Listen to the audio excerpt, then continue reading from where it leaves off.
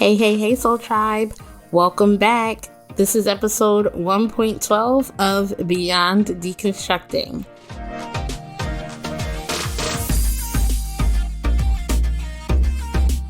I am T Jamaica Pogue, affectionately known as Deconstructing Neuro, and I am so appreciative for all of your patience and support over the last nearly 3 months. If you know, you know. I'm not going to go into it too much further, but there have been a lot of transitions over the last few months, and I really appreciate you guys bearing with me while I take the much needed time to get myself together, gather my thoughts, and get refocused. Which brings us to today. This is the first episode of the second half of the first season. That's a mouthful. But yes, we're kicking off the second half of the first season of Beyond Deconstructing. And I am really excited for this conversation. Today's guest is Mr. Doug Blecher. He is the founder of Autism Personal Coach, as well as the host of his own podcast, Autism Stories. And that's actually how I met Doug, when he reached out to me to be on an episode of Autism Stories. And I enjoyed our conversation so much that I extended an invitation to him immediately to join me on an episode of Beyond Deconstructing. And I genuinely enjoy speaking with Doug. We talk about autistic joy and showing up authentically as ourselves in this world. We also touch on intersectionality and just a lot of the things that I am passionate about shining a light on. He's already been doing with the work that he does with Autism Stories, as well as a few other projects that he's in. So I'm not going to belabor the introduction. I'm going to let him explain it, and I'm going to turn it over to my time talking to Doug. And stick around. After this episode, I have a few announcements, a little bit of housekeeping and updates on the future of Beyond Deconstructing, as well as a few of my other projects. But for now, I'm going to turn it over to my time with Doug. Thank you guys so much for coming back to another episode of Beyond Deconstructing. I am super excited for today's guest. I have Mr. Doug Blecher here. He is the host of his own podcast, Autism Stories, and I had the honor of being a guest on that. And I extended an invite to have him come on and share his story with my audience. So I'm going to turn it over to you, Doug, to introduce yourself and let everyone know who you are. Yeah, well, the honor was all mine, T, to interview you on Autism Stories, and I'm honored to be here. So I am the founder of Autism Personal Coach. So we are just, this will be our 10th year of existence, actually, starting next week. So we provide coaching to autistic teens and adults, and a large number of our coaches are autistic themselves. And through Autism Personal Coach, that kind of led me to starting my own podcast, Autism Stories. And at first I was just wanted to just talk to people about autism. And then quickly, probably within like the first 6 or 7 episodes, I realized I only want to talk to autistic people about autism. So we're over about 200 episodes in, and I love every minute of it. It's led me to also co-host 2 other podcasts where we talk to autistic people. I co-host with Becca Laurie Hector. She's an autistic woman, and we host a podcast called the Infodump Files, and where we talk to other autistic people about their interests and the things they love. And so I really love that. And then I also host a podcast I'm really passionate about called Intersections on the Spectrum, which we talk with a lot of autistic people that, you know, when you're autistic, that's a marginalized identity, but a lot of times people have other marginalized identities. So we talk with a lot of autistic people of color, a lot of autistic people from other cultures, a lot of autistic people with LGBTQ identities. So that's really important to me. And my co-host is an autistic woman of color, the phenomenal Kelly Braun Johnson. And we interview people. We're going to be moving into our 3rd season coming up. That is amazing. Thank you so much for sharing, Doug. Now, I have to admit, I was familiar with autism stories, but I didn't know that you had two other podcasts. I would love to hear a little bit more about both of them because they sound, well, firstly, I like that they're a little bit separate, right? Because from what I got so far with autism stories, I understand you use that platform to really highlight the lived experience of other autistic people. But with your one more geared toward info dumping, that is a part of like a very essential part of the way autistic people communicate. And then the one that focuses on intersectionality, I know you and I have spoken about that previously. I think that is a very important aspect. So I would love to hear a little bit more about both of your other podcasts, if you don't mind sharing. Yeah, so the info dump files is just because me and my co-host Becca, we always talk. It's really important for us to just kind of have fun. And, I think a big part of the autistic experience is focusing on the things that we're passionate about and the things that we love. And I think so often with autism, we're always focusing on the things that are difficult for us, focusing on the challenges. And so the infodump files is really an opportunity to talk to people about like the things that really like grabs them and, things like that. And, we've talked to, autistic people that typically might be sometimes people that have been on like a lot of podcasts are pretty well known. And a lot of times they're talking about their serious projects or platforms. But this is an opportunity to talk to them about like things away from those platforms and just things that they have fun and have joy. And one of the questions we always ask, it's the last question every episode, is what does autistic joy mean to you? And hopefully the infodump files is an opportunity for people to share their autistic joy, because it's so much fun to me hearing about other people's autistic joy. And then intersections on the spectrum to me is so critical. So I look at myself, in the last couple of years, I've learned that I'm autistic. And even though that's a marginalized identity living in the world that we live in, I still look at myself as a privileged individual. The world sees me as a white individual. The world sees me as male. The world sees me, able-bodied. All of these types of things are privileges. Like, I think we all have privileges, but I think us that are more privileged, like myself, I've always felt this huge responsibility with my privilege to, whatever my privileges are, to help other people in other ways. And I see those that are less privileged not having the same opportunities that I've had.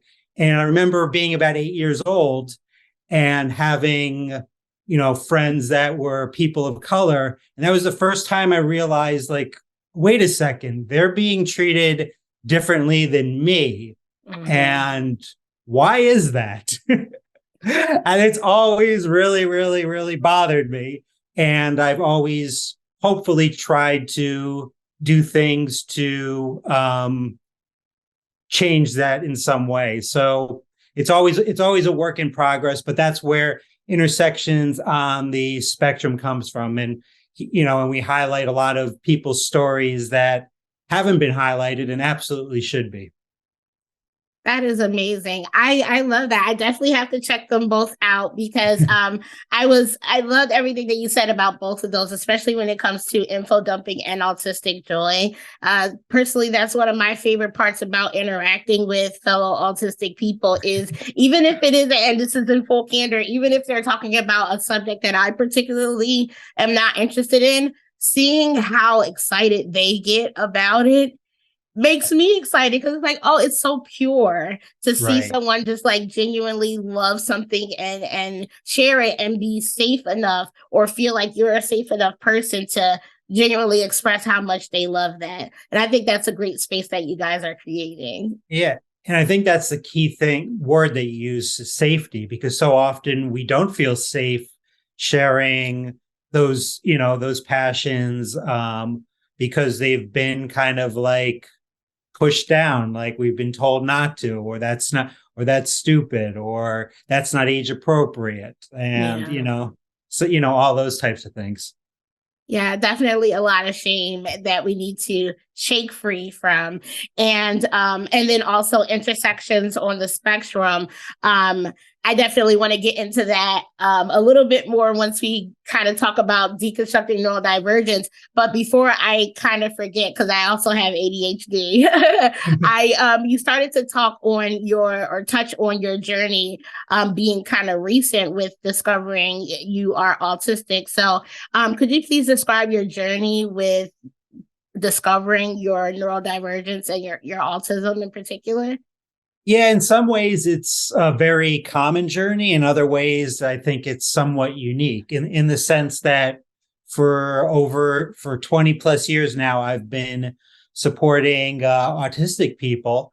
And throughout these last 20 years or so, fairly commonly, someone that I'm supporting might say, "Hey, Doug, are you autistic?" And my response, well, up to the last couple of years was, "As far as I know, I'm not." But I always looked at it as like, oh, wow, like I felt honored that they would, feel like we were connected in a way that they thought, that I could be autistic. So a couple of years ago, I started to think more and more about it. And so I just went online one day, and this is kind of where I think it's kind of a common experience, where I just took like an autism assessment online. And so I took the assessment, and I was very surprised by the result, because it said, it's so funny thinking back on it, because it said, "Oh, you're very likely autistic." And I was like, wow, okay. All right, this is interesting. So then I took another assessment, and excuse me, it said you're probably autistic as well. And then I took an alexithymia assessment, Mm-hmm. and it said you're most likely alexithymic. So I at that point kind of realized I knew I was autistic. I've always felt that self assessment is as valid as professional assessment. So for a while, I didn't even try to pursue professional assessment, because I thought, I think at the time I was 42. I'm now 44. I thought, I'm 42 years old. I think I pretty much know how my brain works. I don't necessarily need someone else to tell me. And I know through our, providing coaching to our clients, like their experiences with assessments, and how oftentimes the assessors, quite frankly, don't know what they're talking about. So I kind of thought like, I'm good. I don't need a professional assessment. And then I guess I started to have maybe a little bit of imposter syndrome, maybe a lot of it. And so I thought, well, maybe I should start looking into a professional assessment. So I started looking into it, and then all the barriers that I had heard from other autistic people started happening to me. The cost of these assessments, 2,000 or more. I'm like, I don't think so. Maybe I could, but then my bills might get a little tight. So is that worth it? And I decided no. And then even when I was able to find a couple of assessments under $1,000, the assessments that were being used, I did not feel comfortable at all. Like things like the ADOS. Mm-hmm. I feel like assessments that are used to assess children to be autistic, that doesn't make sense in my logical autistic brain that you would use the same assessments for a 42-year-old person. So I just kind of was like, nah, I'm not doing that. Maybe one day, the universe is going to conspire with me and I'm going to find an assessor that provides assessments that I feel comfortable with. And then the cost will be a little bit lower. Mm-hmm. And I found that, and I found an assessor. The assessment was like $500, which comparatively is pretty low. Yeah. And the assessor gave me assessments that I felt comfortable with after we did a Zoom call, and they explained the assessments. I guess one other piece of this is my entire assessment was on Zoom, and I don't know if I would have been professionally assessed if it was in person. That might have been too overwhelming for me. Okay. Wow. And so you have been officially diagnosed with autism after being self-diagnosed. Yeah, in the last year. And then I recently wrote an article for Autism Spectrum News about it in the context of being an autistic entrepreneur and honoring my limitations in that role. That is awesome. Well, thank you so much. I always like to thank people when they share their journey because even though you started off saying that it's not that it's kind of common, it kind of isn't, because even though we all share a little bit of a theme, we're all different and individuals, and there's always going to be some aspects of it that makes it our unique story. So thank you so much for sharing that. And you actually brought up a really good point where you were talking about the kind of assessments that some of the previous assessors were looking to use for you are aimed toward children. And I think you made a good point. When you are a later diagnosed autistic, you usually have a lot of experience with masking. And so it's going to be a lot more difficult to see or to assess an adult the same way you would with a child who hasn't yet quite learned how to fake it. So I kind of wanted to know if you could describe your journey now with understanding that you are autistic, with masking and unmasking. And I know you also touched on being someone with, a lot of privilege in this society. So I know that also impacts the need and the extent to which you would mask. So I know that's a loaded question, but overall, just asking you to touch on your understanding of masking and now unmasking.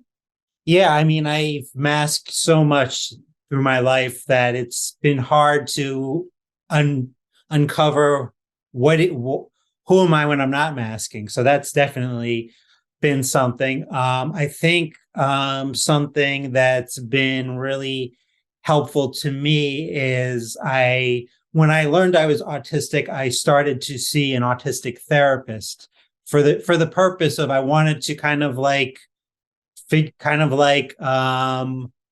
down what does unmasking look like for me, when and where do I feel safe doing it. And I think one of the big things for me is honoring my limitations and figuring out with my autistic identity, like how to honor myself in regards to that. And I think a piece of masking that actually came up in the assessment process. Another barrier that I found was that, sorry to go back to the last question, but it reminded me, was that a lot of these assessments, they require a parent or caregiver to fill out like an assessment of you as well.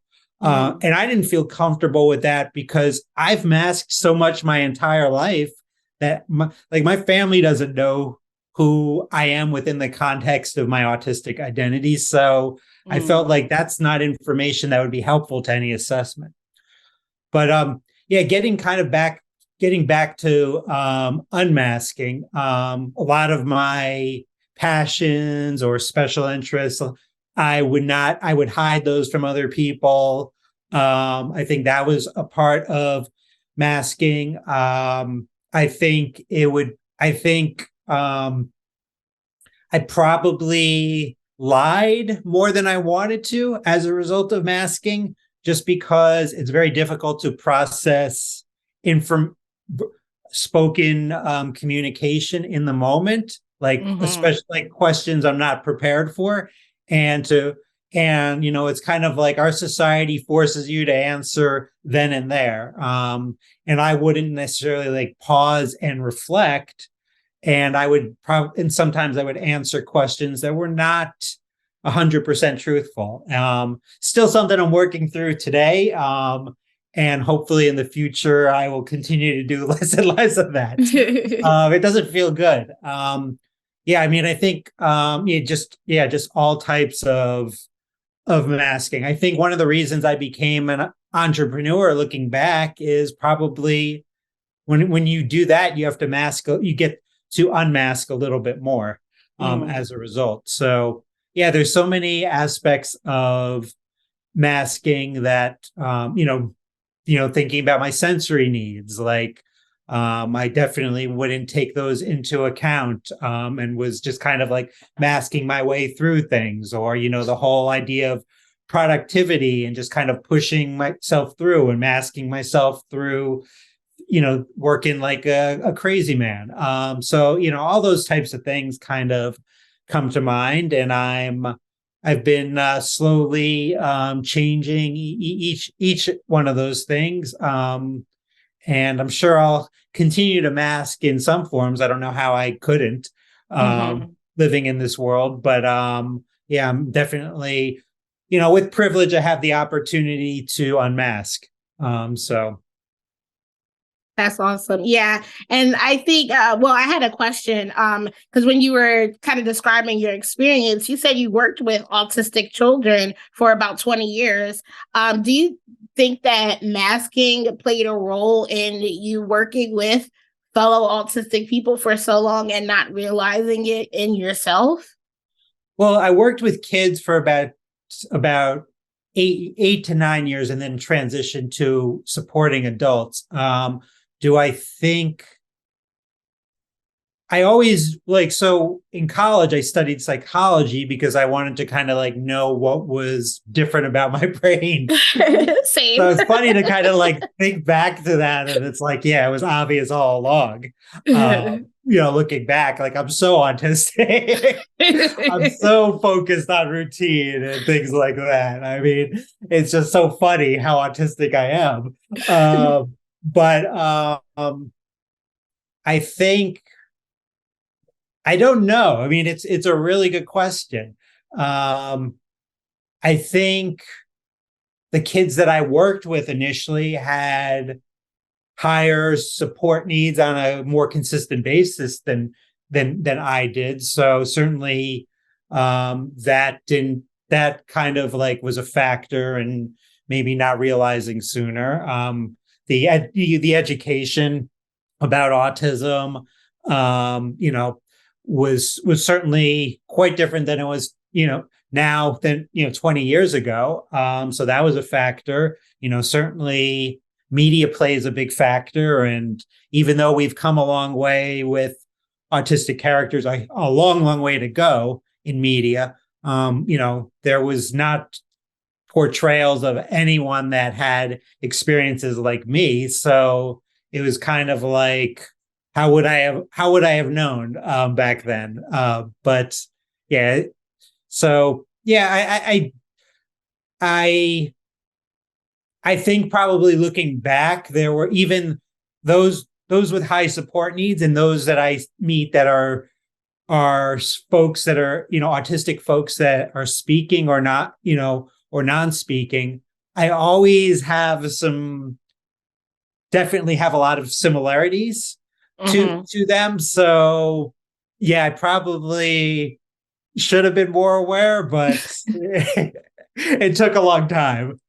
Yeah, could definitely understand that. And you actually bring up a perfect point to kind of segue to the big question, or the thing that I think really helps to intersect a lot of what we do, both with Beyond Deconstructing and autism stories, is that representation, right? And that also brings in intersections on the spectrum as well, because yeah, Personally, that's part of the reason why I didn't really understand that I was autistic until recently as well. I was a psych major, so I had a very, limited understanding of autism based on how it's described in DSM-5 and the couple of times we touch on it in abnormal psychology and developmental psychology. But other than that, there isn't anything, really there that helps you to understand it fully. And then when it comes to the media, there are very few overtly autistic characters. Most of them are coded autistic. And even when they are rarely women or people of color. Mm-hmm. And I think that is really important, that projects like yours and Deconstructing Neurodivergence highlights the stories of people who look different than what we consider the face of autism. It's so critical. I mean, if we're not taking those intersections into account, how are we ever going to understand autism and neurodiversity as a whole? Like, I just don't. And none of us are ever one thing. We're never just one identity anyway. We all have so many different identities. And if we're just looking at autism, then we're basing that on probably the medical model. Mm-hmm. And I don't believe at all in the medical model. My father's a doctor. My uncle's a doctor. My cousin's a doctor. I don't believe in the medical model. Because I think it just focuses strictly on autism. Like we're starting to finally get a minuscule amount of research on intersectionality and autism. Like there's just so many different intersections. So how are we ever going to understand about the autistic experience? I still feel like we know so little, even though we've learned so much. Mm-hmm. And how are we ever going to understand those experiences if we're not listening? And I feel like there's too many white autistics that don't listen to the experiences of autistic people of color. So I think if we're not doing those things, then we're getting defensive and we're becoming judgmental as a result. Then I think we're not doing our community. I think we're doing our community a huge disservice. Absolutely. I couldn't agree with you more, especially because it's because of those stereotypes that we all hold, that are painted from an holistic view, an outsider mm-hmm. view of what we are, that a lot of us have gone undiagnosed for so long. Or we kind of even have a lot of internalized ableism where we're like, well, I'm not that kind of person, so I can't be autistic, but not realizing that that's a very one-dimensional, way of seeing autism. And it really, truly is a spectrum, not to be corny, but it's called a spectrum for a reason, but not just how the severity of our different characteristics present, but the spectrum of people. We are just as diverse as people who are not autistic. And I think that is the biggest and most important thing to highlight, is that there is no face of autism. There's no one way that it looks. And I think personally, this is a little side note, I think that that's starting to scare a few people because they're starting to see that autism is a lot more common than they thought. And some people that they like or know are, they're resonating with it, and it scares them. And then that's when we get the people that are like, well, no, self-diagnosis isn't valid. We got to gatekeep autism because everybody can't be autistic. And it's like, I don't know. Do you really feel that way? Or are you just scared because you're starting to resonate with a lot of what we're saying? Or it's resonating with an experience, a personal experience that they can relate to, and they don't want to travel down that road for whatever reason. Mm-hmm.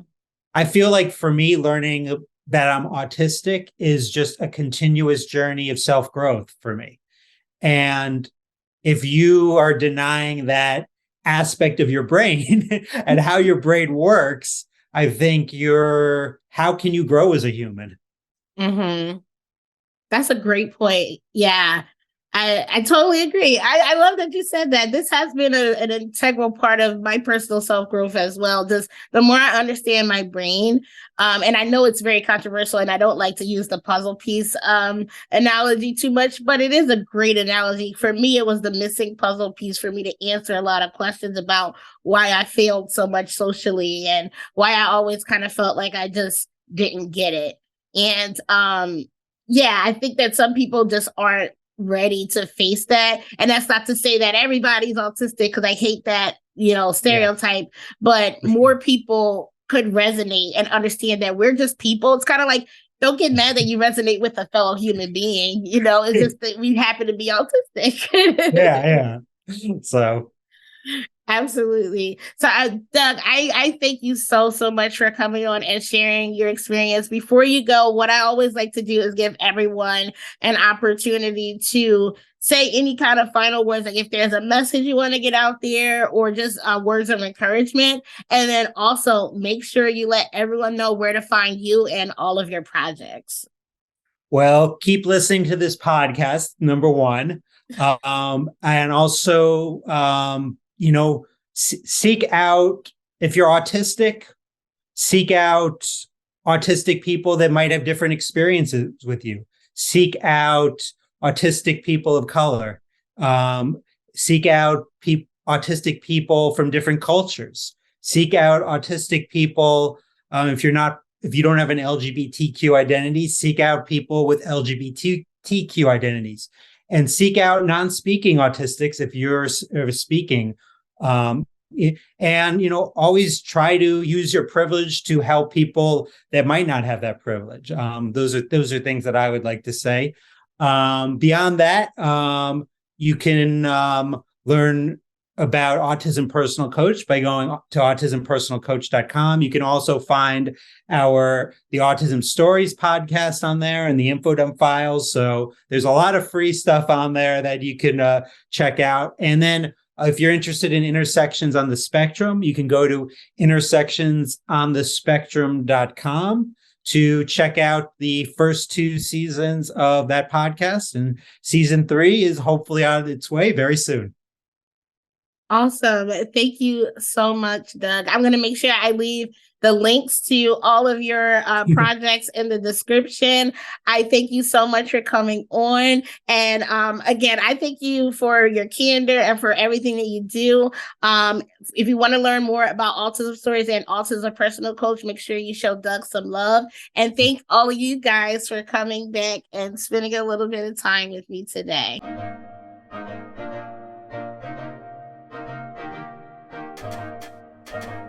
I want to thank you guys again for stopping by and spending a little bit of time with me today. I really hope you guys enjoyed that conversation. Make sure you're showing Doug love on all his social media. I'm going to make sure that I leave links to his projects and to his social media pages in the description. And again, thank you guys so much for bearing with me. So, a few announcements on the future of Beyond Deconstructing.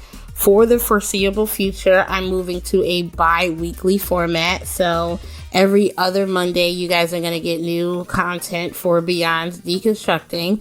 But that doesn't mean that in the weeks in between, you guys won't hear from me.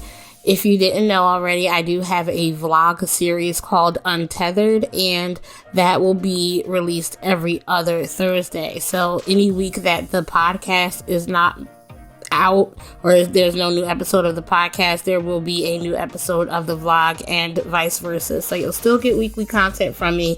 You just won't be getting 2 different kinds of content during the week. But you can always follow me on social media to keep up with me on a more regular basis, as well as join the community and the conversations. I will be going live on TikTok more often. I don't think I've gone live in probably like a few months, but I plan on going live a little bit more often because I do want to interact with the community and really have open conversations beyond deconstructing, and kind of open up these conversations to more people and have interaction in real time. So all of those things, you can keep up with me at deconstructing.neuro on TikTok and Instagram, and on Twitter it is decon_neuro. And always, you can check out my website, www.tjamaicapogue.com.